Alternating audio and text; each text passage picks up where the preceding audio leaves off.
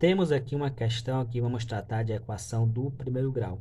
E na descrição do vídeo, no primeiro link, é uma playlist com outras questões deste assunto. Então a questão diz assim, que no estacionamento tem carros e motos que totalizam 85 veículos, certo? E a questão fala que o número de carros é igual a 4 vezes o número de motos. Aí ele quer saber quantas motos há no estacionamento. Bom, primeiramente não sabemos quantas motos existem, certo? No estacionamento. Então eu vou chamar de X, certo? E a questão fala que o número de carros é 4 vezes o número de motos. Então eu vou pegar esse X aqui, ó, colocar aqui 4 vezes o X. Então aqui é o total de motos, aqui é o total de carros.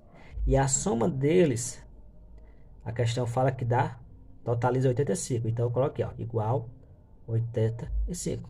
Pronto. Montamos a nossa equação. Agora é só resolver. X com mais 4x dá 5x. Igual a 85. Agora esse 5 aqui está multiplicando esse x. Eu vou passar para o outro lado da igualdade, dividindo. Então vai ficar x igual 85 dividido por 5.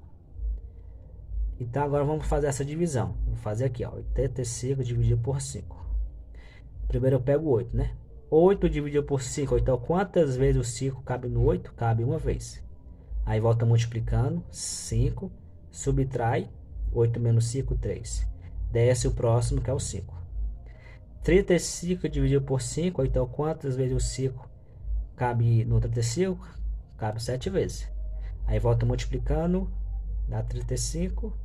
Subtraindo 0. Então x é igual a 17.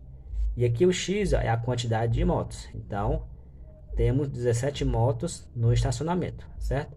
Aí caso fosse o carros, era só substituir aqui, ó, 4 vezes 17, que seria o total de carros. Então é isso, pessoal. Qualquer dúvida, coloque nos comentários e até a próxima questão.